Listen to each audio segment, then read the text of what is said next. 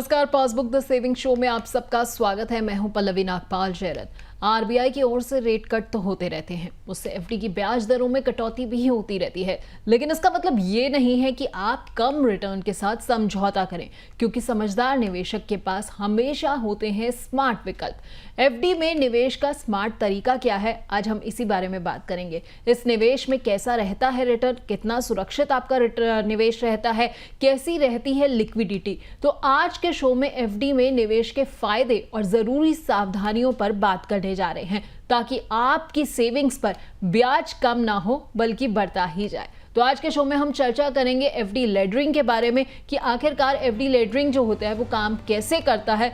इसके अलावा बात करेंगे कॉर्पोरेट एफडी के बारे में, ज्यादा ब्याज के साथ कितना रिस्क जो है कॉर्पोरेट एफडीज में रहता है, सेविंग अकाउंट का स्मार्ट उपयोग करके कैसे आप स्वीप इन एफडी का इस्तेमाल कर सकते हैं, और एफडी में आपका निवेश जो है वो कितना सुरक्षित है।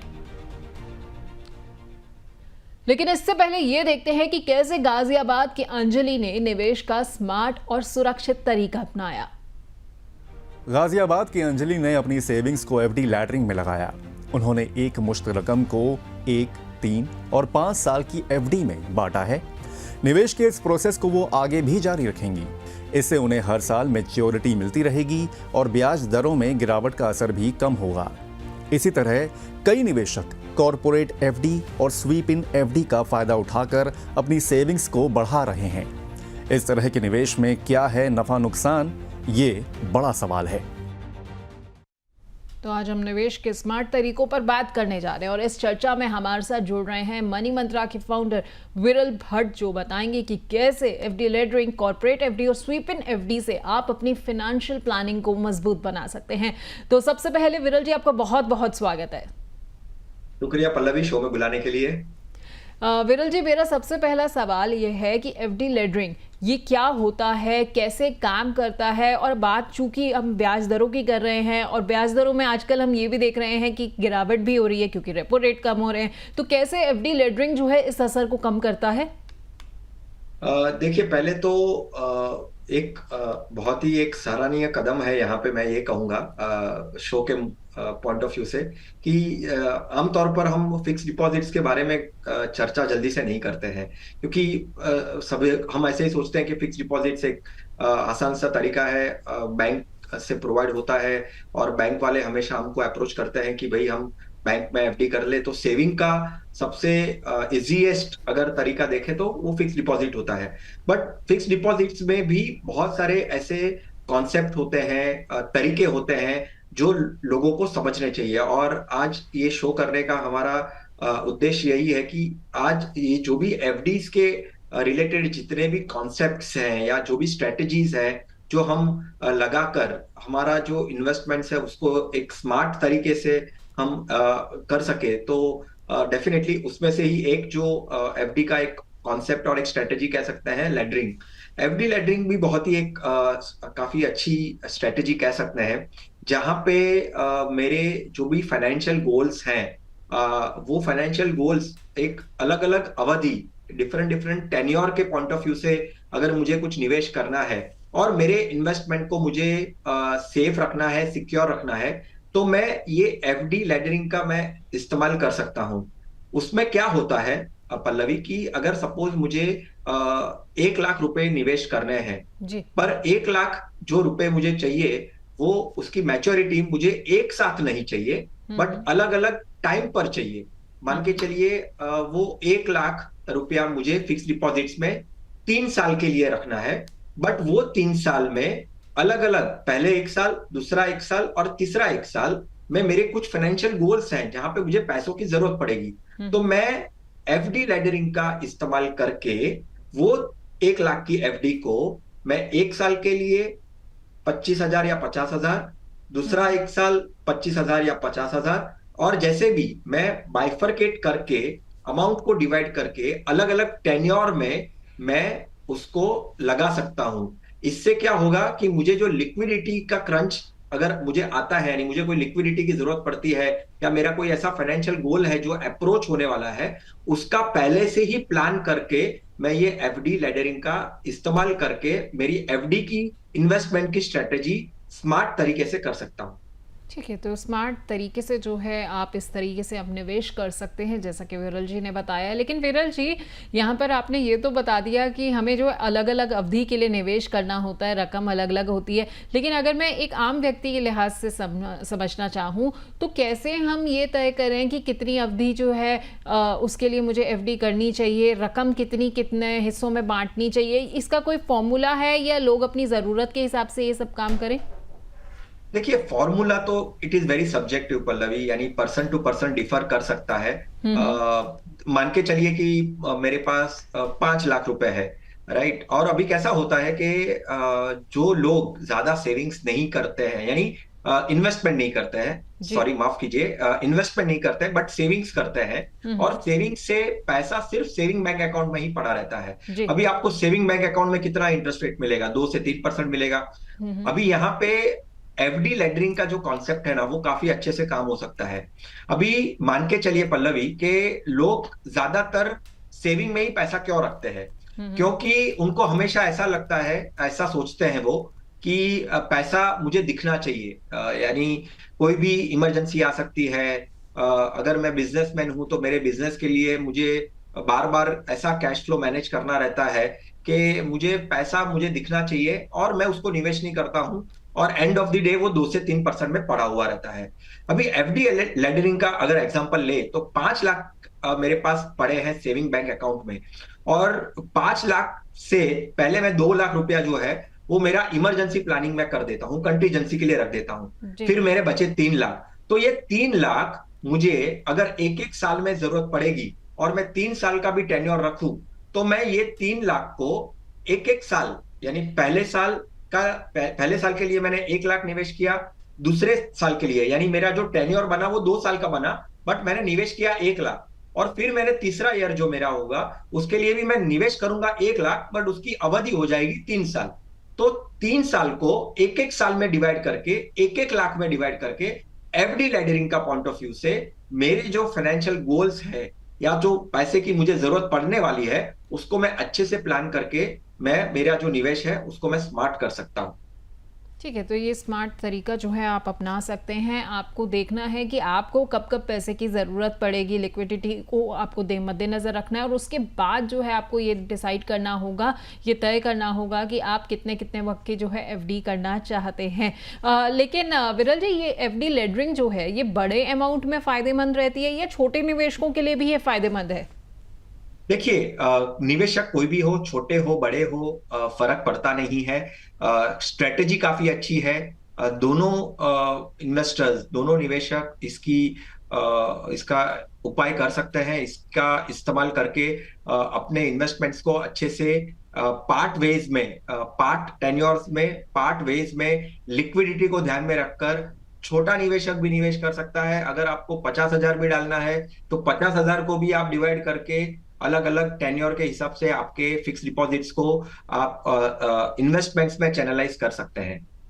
ठीक है। और एक मैं और चीज़ समझना चाहूँगी, अगर किसी व्यक्ति को मान लीजिए कि ये पूरे के पूरे जो भी निवेशित अमाउंट है उसकी ज़रूरत पड़ जाती है, तो क्या इन एफडीज़ को बीच में भी ब्रेक किया जा सकता है, इनको तोड़ा जा सकता है, या फिर ये जो होती हैं लॉक इन पीरियड के साथ रहती हैं? किस तरीके से जो है ये सारा चलता है?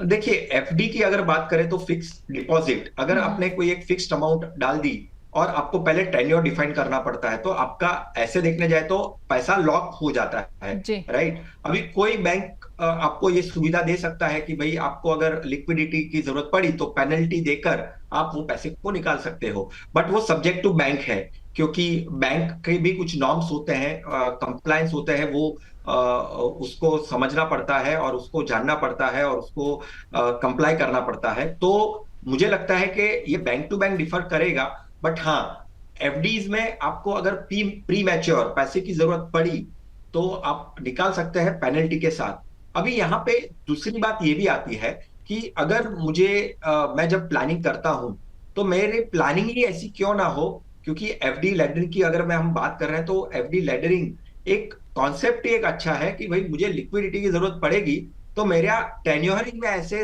रखूंगा, ऐसे मैनेज करूंगा जिससे मेरी जो लिक्विडिटी की पॉसिबिलिटी अगर आती है, जरूरत पड़ती है, तो मैं ये कॉन्सेप्ट से मैं उसको आसान तरीके से जब भी मुझे कुछ एक पर्टिकुलर पैसे की जरूरत पड़ेगी तो वो वहां पे वो पर्टिकुलर टेन्योर पे वो ऑटोमेटिकली मैच्योर होके मेरे अकाउंट में पैसा आ जाएगा। ठीक है, तो आपको प्लानिंग जो है वो अच्छे से सोच समझ के करनी होगी अगर आप लिक्विडिटी जो है वो बनाए रखना चाहते हैं। अगर आपका कोई लक्ष्य है, आपको लगता है कि 1 साल के अंदर पूरा होने वाला है, तो आप एफडी लेवरेजिंग में जो है उसमें 1 साल के लिए जो एक एफडी कर सकते हैं। एक लक्ष्य अगर कोई 3 साल के बाद है तो 3 साल के बाद के लिए कर सकते हैं। अगर आपको लगता है कि इमरजेंसी में आपको कोई अमाउंट चाहिए होगा तो उसको आप जो है वैसे अपने अकाउंट में किसी लिक्विड फंड में जो है वो रख सकते हैं। तो खैर, हमारे पास इस बीच में काफ़ी सारे जो हैं दर्शक जुड़ गए हैं और उनके सवाल आने भी शुरू हो गए हैं, तो एक सवाल जो है वो शामिल कर लेते हैं। गाजियाबाद से अंशुल त्यागी का है। ये कह रहे हैं कि अगर मेरी कोई पहले से एफडी है तो क्या उसे लेडरिंग में मैं शामिल कर सकता हूं?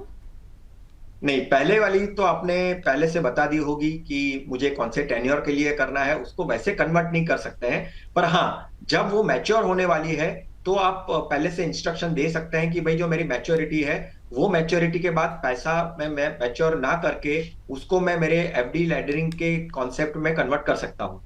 ठीक है, तो अगर पहले कोई एफडी चल रही है, जब वो मैच्योर होगी उसके बाद आप जो है ऐसा कर सकते हैं, लेकिन पहले से चलती एफडी के साथ आप लेडरिंग नहीं कर सकते हैं। अगला सवाल नोएडा से सौरभ सिंह का है। ये कह रहे हैं कि एफडी लेडरिंग करते समय ईएमआई और अन्य खर्चों का कैसे हम ध्यान रखें?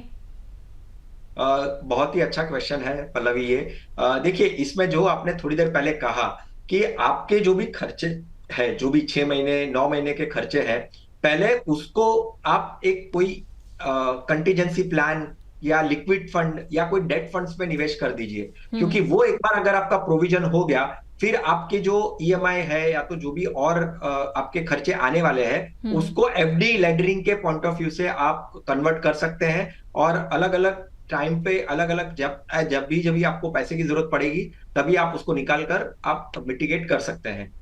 ठीक है, तो आपको इन चीज़ों का ख्याल रखना चाहिए। और सबसे बड़ी बात जो है, जैसा विरल जी ने आपको बताया कि जब भी आप एफडी लेडरिंग कर रहे हैं तो आपको सबसे पहले ये ध्यान रखना है कि आपको कब कब पैसे की ज़रूरत पड़ेगी। जब आप एक लक्ष्य बना लेंगे उसके बाद जो है समय सीमा का ध्यान रखते हुए ही आपको जो है अपना पैसा निवेश करना है। खैर, अब बात करते हैं एफडी लेडरिंग के बाद दूसरे तरह की एफडी के बारे में, जिसका हमने जिक्र किया था, कॉर्पोरेट एफडी। तो विरल जी, ज़रा सबसे पहले हमें कॉर्पोरेट एफडी के बारे में बताइए कि क्या है ये, बैंक एफडी से कितनी जो है अलग होती है, और क्या कॉर्पोरेट एफडी में हमारा पैसा जो है सुरक्षित रहता है? देखिए, corporate FDs non banking finance companies के होते हैं, जहां पे अगर हम देखें तो हमारे यहाँ पे लेडर्स कैसे हैं कि पहले बैंक आती है, बैंकों की बैंक आती है यानी सेंट्रल बैंक आरबीआई आती है, और उसके नीचे फिर जो बाकी सब बैंक्स हैं, नेशनलाइज्ड बैंक्स हैं, डिफरेंट कोऑपरेटिव बैंक्स हैं, राइट। तो वो सब बैंक्स में आती है। और उसके बाद कुछ सालों पहले आरबीआई ने लाइसेंस दिया नॉन बैंकिंग फाइनेंस कंपनीज में, जो कॉरपोरेट कंपनियां हैं जिनको बैंक के ढांचे में आना है, जो पैसा मांग सकती है, इन्वेस्ट कर सकती है, उधार दे सकती है, जो जिस तरह से बैंक करता है वैसे ही नॉन बैंकिंग फाइनेंस कंपनीज को भी उन्होंने बैंकिंग लाइसेंस दिए। और आज के दिन में अगर हम देखें तो जितने भी नॉन बैंकिंग फाइनेंस कंपनीज हैं, उसमें से कुछ सारे कंपनीज जो है वो कॉर्पोरेट डिपॉजिट्स लेकर आती है। जैसे बैंक फिक्स डिपॉजिट्स लेके आते हैं, वैसे ये कंपनियां, एनबीएफ कंपनियां, corporate non banking finance companies corporate deposits लेकर आती है। उसके जो ब्याज दर होते हैं तो वो बैंकों के ब्याज दर से थोड़ा ज्यादा होते हैं, और उनको रेटिंग्स दी जाती है। जो भी नॉन बैंकिंग फाइनेंस कंपनीज के कॉर्पोरेट डिपॉजिट्स हैं, या तो जो नॉन बैंकिंग फाइनेंस कंपनीज हैं जो डिपॉजिट्स लेकर आते हैं, उनको एक रेटिंग दी जाती है कि भाई उनकी फाइनेंशियल हेल्थ कैसी है, उसका परफॉर्मेंस कैसा रहा है, और वो कितनी फाइनेंशियल स्टेबिलिटी लाती है मार्केट के अंदर। ठीक है, और क्या इनमें निवेश जो होता है वो सुरक्षित रहता है बैंक एफडीज के मुकाबले, अगर मैं बात करूं तो? देखिए, सुरक्षित की जब बात करते हैं तो मुझे लगता है कि जो मैंने बात कही कि रेटिंग्स दी जाती है, अगर कोई भी corporate FDs triple A rated है तो डेफिनेटली सुरक्षित के दायरे में आ सकती है। क्योंकि अगर उसको ट्रिपल ए मिला है तो डेफिनेटली उसकी फाइनेंशियल काफी अच्छी हो सकती है, स्टेबिलिटी काफी अच्छी हो सकती है, उसका परफॉर्मेंस काफी अच्छा हो सकता है। और जो बड़े बिग एनबीएफसीज होते हैं, अगर नाम देना है तो आईसीआईसीआई हो गया, एचडीएफसी हो गया, एलआईसी हो गया, पंजाब ये पीएनबी हो गया, तो ये सारे जो भी कंपनियां हैं उसको ट्रिपल ए रेटेड घोषित किया गया है। डेफिनेटली टाइम टू टाइम उनकी फाइनेंशियल्स के देखते हुए उनके रेटिंग्स में भी बदलाव आ सकते हैं। बट अगर ट्रिपल ए रेटेड एफडीज हैं, अगर double A plus rated FDs हैं, तो ऐसा कह सकते हैं कि उनका स्टेबिलिटी जो है वो काफी अच्छा है। ठीक है। और उसको देख सकते हैं। हालांकि एक यहाँ पे थोड़ा सा कंपैरिजन मैं देना चाहूंगा पल्लवी, और लोगों हम्म। को समझाने के पॉइंट ऑफ व्यू से, कि बैंक में एक गवर्नमेंट एक अमाउंट एक सुरक्षित करती है। अगर कल उठ के कुछ भी बैंक को हो गया तो वो डिपॉजिट्स जो किए होते हैं उसको वो सुरक्षित करती है, और उसकी जो लिमिट है वो 5 लाख की लिमिट है। हम्म। ये लिमिट एनबीएफसी के कॉर्पोरेट डिपॉजिट्स को नहीं दी जाती है। तो ओके। ध्यान में यही रखना है कि सुरक्षित के पॉइंट ऑफ व्यू से एज सच सिक्योरिटी गवर्नमेंट से कुछ नहीं आती है। रेटिंग के पॉइंट ऑफ व्यू से उसकी जो सुरक्षितता है वो हम देख सकते हैं। बट गवर्नमेंट अगर कल उठ के कुछ ये एनबीएफसी कॉर्पोरेट डिपॉजिट्स को कुछ हो गया, डिफॉल्ट हो गए, या इंटरेस्ट या कैपिटल अमाउंट नहीं दे पाए, तो ये वो सुरक्षा के दायरे में नहीं आते हैं। ठीक है, तो सुरक्षा के दायरे में नहीं आते हैं कॉर्पोरेट एफडीज़, और यहाँ पर आपको रेटिंग्स जो है वो ज़रूर चेक करनी चाहिए कि किसी भी कॉर्पोरेट एफडी की क्रेडिट रेटिंग जो है क्या है। उससे आपको पता लग जाएगा कि आपका किया हुआ निवेश किया हुआ पैसा जो है वो कितना सिक्योर रहेगा। विरल जी, आपने बात की ट्रिपल ए और डबल ए के बारे में कि क्रेडिट रेटिंग्स होती है, इसके अलावा और कौन कौन सी कैटेगरीज होती हैं? हाँ, एक आम निवेशक के लिहाज से मैं ये समझना चाहूँगी कि हमें कौन सी कैटेगरी में ही निवेश करना चाहिए, किसके साथ जो है कितने जोखिम होते हैं, ये हमें कैसे पता लगेगा? देखिए, कभी भी कोई भी निवेशक को अगर निवेश करना है, कहाँ पे भी करना है, यहाँ पे आज हम फिक्स डिपॉजिट्स की बात कर रहे हैं, तो पहले तो डेफिनेटली हम उसका पूरा बैकग्राउंड हमको चेक करना चाहिए कि कंपनी क्या है, किस तरह से मैनेज करती है, कैसे रिस्क मैनेज करती है।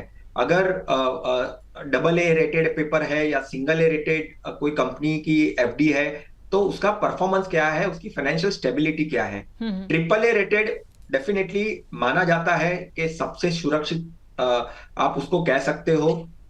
पर बार बार इसके रेटिंग में बदलाव भी आ सकता है। तो हमको जब हम निवेश करना सोचते हैं तो हमको ये देखना चाहिए कि भाई उसकी फाइनेंशियल स्टेबिलिटी क्या है, कौन सी कंपनी कितने समय से मार्केट के अंदर है, इंडस्ट्री में है। तो ये सब चीज सोचकर ही, क्योंकि देखिए रेटिंग की अगर बात करते हैं तो ये ट्रिपल ए रेटेड से लेकर double A, triple B, triple A minus, single A, junk, default, ऐसे बहुत सारे डिफरेंट डिफरेंट रेटिंग्स दिए जाते हैं। तो पहले रेटिंग्स देखना बहुत जरूरी है, उसकी फाइनेंशियल स्टेबिलिटी देखना जरूरी है, उसके फाइनेंशियल्स देखना जरूरी है, और जो कंपनी है, जो एफडी है, कौन से कितने सालों से मैनेज कर रही है, और उसका डेट क्या है, नॉन परफॉर्मिंग एसेट्स कितने हैं, जी। कितने परसेंटेज उसके नॉन परफॉर्मिंग एसेट है। तो ये सब चीजों को अगर वो समझते हैं, सोचते हैं, या कोई वित्तीय सलाहकार की सलाह लेकर करते हैं, तो काफी आसानी से वो निवेश को, अपने निवेश को सुरक्षित कर सकते हैं। ठीक है, तो अगर आप किसी वित्तीय सलाहकार की मदद लेते हैं तो आपके लिए आसानी जो है वो काफ़ी हो जाएगी, क्योंकि कई बार जो होता है एक आम व्यक्ति के लिए ये सारी चीज़ें समझना जो है वो थोड़ा सा मुश्किल हो जाता है। पर क्या कॉर्पोरेट एफडी में बैंक एफडीज़ के मुकाबले जो है थोड़ा ब्याज जो है ज़्यादा मिलता है, इस वजह से जो है लोग उसकी तरफ अट्रैक्ट होते हैं? और जहाँ पर थोड़ा सा ल्यूक्रेटिव ऑफर्स आते हैं वहाँ पर विरल जी थोड़ा सा मुझे लगता है रिस्क फैक्टर भी बढ़ जाता है।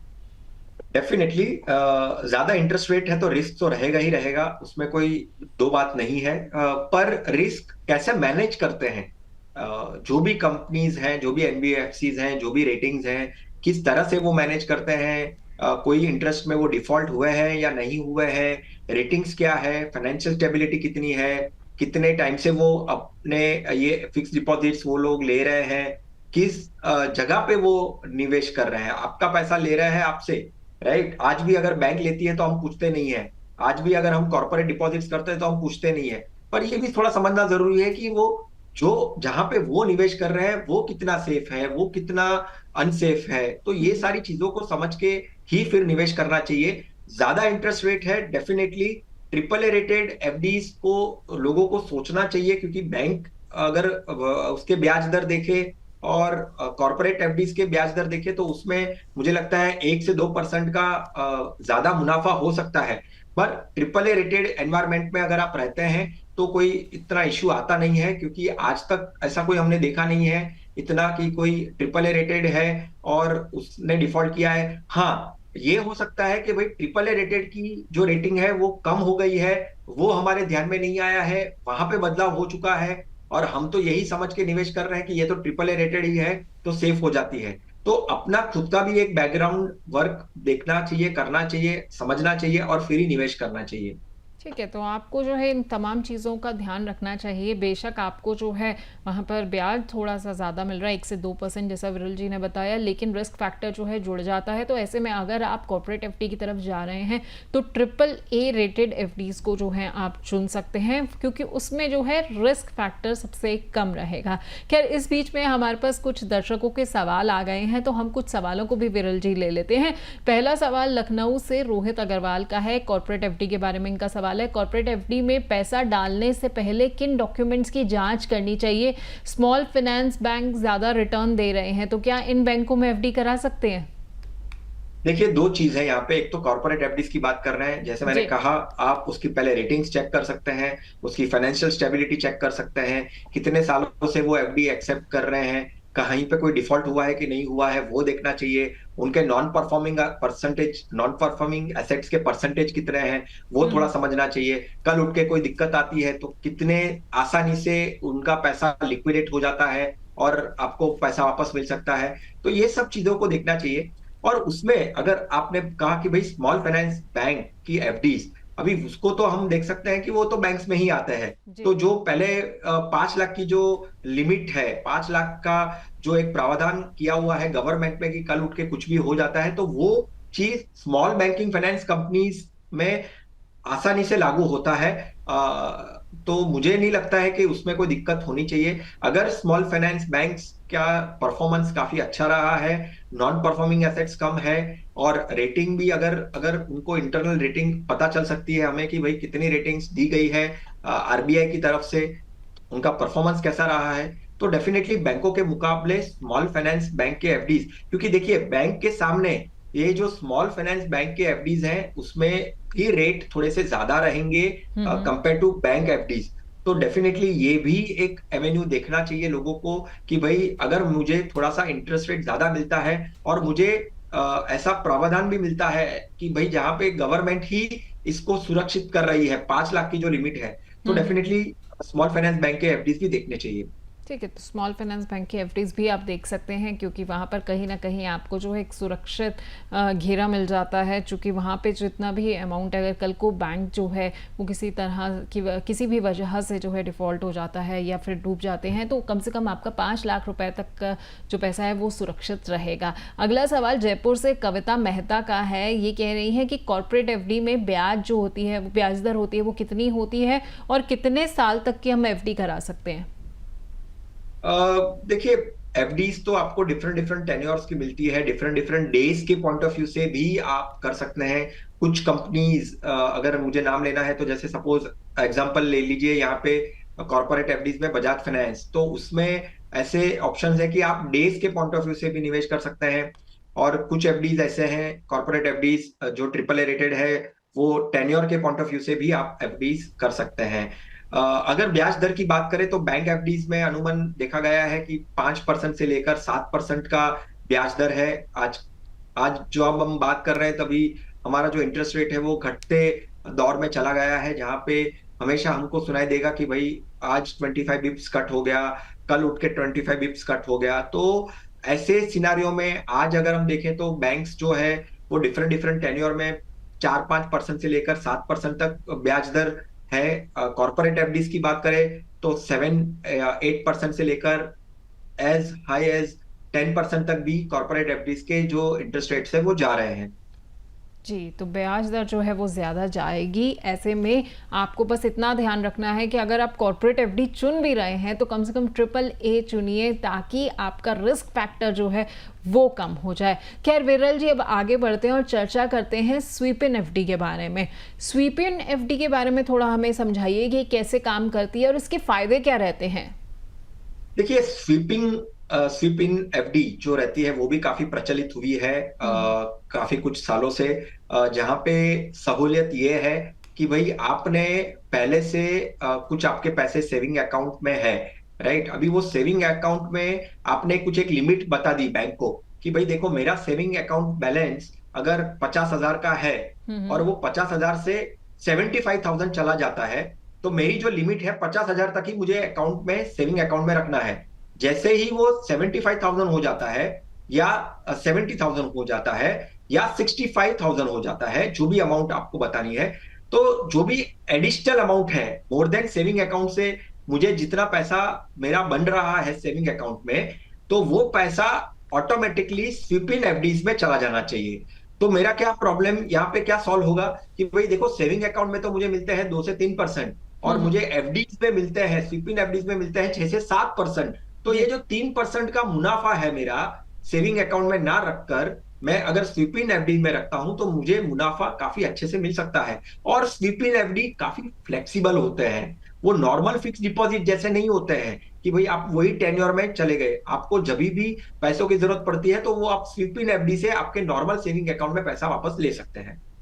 ठीक है, और क्या सभी बैंक जो होते हैं वो स्वीप इन एफडी की सुविधा देते हैं? देखिए ऐसा नहीं है, मेजरली जो बड़े बैंक्स हैं वो डेफिनेटली ये स्वीपिंग की सुविधा देते हैं। पर आपको बैंक, आपके बैंक अकाउंट में वो सुविधा है कि नहीं वो आपको चेक करना होगा, क्योंकि मुझे जितना समझ में आया है पल्लवी के सारे बैंक्स तो ये स्वीपिंग के फैसिलिटी नहीं देते हैं। ठीक है, तो स्वीप इन एफडी की सुविधा जो है इस चीज़ का ध्यान रखिएगा, सभी बैंक जो है ये सुविधा नहीं देते हैं। इसलिए अगर आप सोच रहे हैं कि आपको स्वीप इन एफडी करानी है तो आपको अपने बैंक से जो है एक बार चेक करना पड़ेगा कि क्या उसमें जो है स्वीप इन की सुविधा मौजूद है या नहीं है। खैर एक चीज़ और मैं समझना चाहती हूँ कि स्वीप इन एफडी की लिमिट जो होती है और थ्रेशोल्ड जो होता है वो किस आधार पर तय होता है? देखिए आमतौर पे अगर हम देखते हैं तो जो बहुत सारे बैंक्स हैं वो मिनिमम सेविंग अकाउंट बैलेंस तो लेकर ही चलते हैं। जीरो बैलेंस वाले तो अभी आज के दिन में बहुत ही कम हो गए हैं ऐसे बैंक्स कि भाई जो जीरो रुपीस की पैसे की फैसिलिटी देते हैं बैलेंस रखने के लिए। तो कहीं ना कहीं 10,000, 15,000, 20,000, 25,000 का तो मिनिमम बैलेंस आपको रखना ही पड़ता है आपके बैंक में। तो आपको थ्रेशोल्ड बताना है, पहले तो देखना है कि भाई सेविंग अकाउंट का क्या थ्रेशोल्ड है, और उसके बाद आपको कौन से अमाउंट से आपको वो फ्लेक्सिबिलिटी चाहिए कि भाई वो ऑटोमेटिकली स्वीप इन हो जाए। तो आपको पहले आपके बैंक को पूछना पड़ेगा, समझना पड़ेगा, पहले ये फैसिलिटी है कि नहीं वो देखना पड़ेगा, और अगर वो है तो कौन सी लिमिट वो लोग ने तय की है जहां से आप स्वीपिंग में ट्रांसफर कर सकते हैं। ठीक है, तो इस चीज़ का आपको ध्यान रखना होगा। सबसे पहले आपको ये ज़रूर चेक करना होगा कि मिनिमम बैलेंस आपको कितना मेंटेन अपने सेविंग अकाउंट में रखना है, उसके बाद जो है आप तय कर सकते हैं। और अगर बैंक की अपनी कोई लिमिट है तो उसका भी ध्यान रखिएगा। खैर कुछ सवाल हमारे पास और आए हैं हमारे दर्शकों के। अब स्वीप इन एफडी के बारे में कुछ क्वेश्चंस आए हैं। मुंबई से नेहा वर्मा का सवाल है, ये कह रही हैं कि स्वीप इन एफडी से सेविंग अकाउंट की लिक्विडिटी पर तो कोई असर नहीं पड़ता? डेफिनेटली नहीं पड़ता है, क्योंकि आप पहले से ही तय करके बता रहे हैं कि भाई मेरे को जो अगर ये स्वीपिंग का फायदा लेना है तो मैं मेरी लिमिट को तय करके रख देता हूँ, और वो लिमिट के बाद चले जाएगा वो स्वीपिंग के वाले एफडी में। पर मुझे अगर पैसों की जरूरत पड़ती है तो मैं वापस से कह ही सकता हूँ कि भाई स्वीपिंग से आप मेरे नॉर्मल सेविंग बैंक अकाउंट का जो बैलेंस है उसमें मुझे ट्रांसफर करके दे दीजिए। जी ठीक है, तो आप ध्यान रखिएगा कि कोई लिक्विडिटी पर जो है वो ज़्यादा असर नहीं पड़ेगा। पटना से स्वाति भटनागर का सवाल है, ये कह रही है कि स्वीप इन एफडी में ब्याज दर सेविंग अकाउंट से कितना ज़्यादा होता है? देखिए कम से कम शुरू में ही ये बात हुई हमारी पल्लवी के, कम से कम 2 से 3% का भी फायदा हो सकता है अगर वो स्वीप इन में रखते हैं, क्योंकि बहुत बार ऐसा देखा गया है और इसीलिए ये फैसिलिटी भी आई है कि हमारे पैसे सेविंग अकाउंट में ऐसे ही पड़े हुए रहते हैं। तो अगर सेविंग अकाउंट मुझे 2 से 3% देता है और स्वीप इन एफडी मुझे 6 से 7% तक देता है, तो क्यों ना मैं मेरा पैसा है वो स्वीप इन में ट्रांसफर कर दूं। बिल्कुल, तो कहीं ना कहीं जो है बेनिफिट होता है, इसलिए अब जो है लोग इस बारे में भी सोच रहे हैं कि क्यों ना मैं अपना स्वीप इन में पैसा वो ट्रांसफ़र कर दूं जो सेविंग अकाउंट में ऐसे ही पड़ा हुआ है, और उससे ज़्यादा बेनिफिट जो है आपको मिल भी सकता है। खैर एक चीज़ और मैं विरल जी समझना चाहूँगी कि बड़ी संख्या में लोग जो है वो कोऑपरेटिव बैंक यानी कि सहकारी बैंकों में भी एफडी कराते हैं, जबकि पिछले कुछ दिनों की अगर बात की जाए तो बहुत सारे ऐसे बैंकों के बारे में खबरें भी आई थी कि बैंक जो है वो डूब गया था। तो आपको क्या लगता है, आप हमारे दर्शकों को क्या राय देंगे कि कोऑपरेटिव बैंक्स में जो एफडी करानी चाहिए या नहीं? देखिए इसमें है ना, दो तीन चीजों को सोचना चाहिए पहले तो पल्लवी। पहले तो कॉरपोरेट जो बैंक है, कॉपरेटिव बैंक जो है, उसकी स्टेबिलिटी क्या है। हम्म। बहुत बार, और बहुत बार क्या नहीं, काफी सालों से जो आरबीआई है वो अपने वेबसाइट पे ये चीजों को डाल रहा है कि कोई भी जो बैंक है, हम्म। कॉपरेटिव बैंक हो या नॉर्मल बैंक हो, उसकी फाइनेंशियल हेल्थ क्या है, उसकी जो रेटिंग्स है वो लगातार आरबीआई अपडेटेड करती रहती है। और कई बार नोटिफिकेशन के द्वारा भी, अनाउंसमेंट के द्वारा भी बताती रहती है कि भाई ये बैंक में है, वो प्रॉब्लम आ सकती है, आप दूर रहिए, आप मत करिए। तो ऐसे जो कॉर्पोरेट एफडीज होती है तो उसमें तो डेफिनेटली हमको नहीं करना चाहिए, कॉर्पोरेट बैंक में नहीं जाना चाहिए। पर जो भी कॉर्पोरेटिव बैंक की फाइनेंशियल हेल्थ अच्छी है, काफी अच्छे से मेंटेन करती है, जो भी डिस्क्लोजर है, जो भी आरबीआई कहती है, जिस तरह से उनके नॉर्म्स है उसको एप्लीकेबल करना है, उस तरह से कर रही है, तो आपको वो कॉर्पोरेट बैंक जो है या कॉर्पोरेट वो बैंक की एफडीज है वो डेफिनेटली करनी चाहिए। बट इसका एक दूसरा ऑल्टरनेटिव जो हमने आज चर्चा की कि भाई स्मॉल फाइनेंस बैंक्स को भी सोच सकते हैं कॉर्पोरेटिव, अगर बैंक आप एफडी सोच रहे हो तो उसके मुकाबले। ठीक है। और बैंक और कॉर्पोरेट एफडी का हमने अभी जिक्र भी कर रहे थे, हम कंपैरिजन भी कर रहे थे। अगर दोनों में से किसी एक में जो है हमें एफडी करानी हो तो किस विकल्प को चुनना चाहिए? आप क्या कहते हैं कि कौन सा विकल्प जो है वो ज़्यादा सुरक्षित है? डिपॉजिट गारंटी, यानी कि अगर हम बात करें इंश्योरेंस कॉर्पोरेशन यानी डीजीसीआई का जो बीमा होता है, क्या उसका लाभ जो है दोनों तरह के एफडीज पे मिलेगा या सिर्फ बैंक पे हमको मिलता है?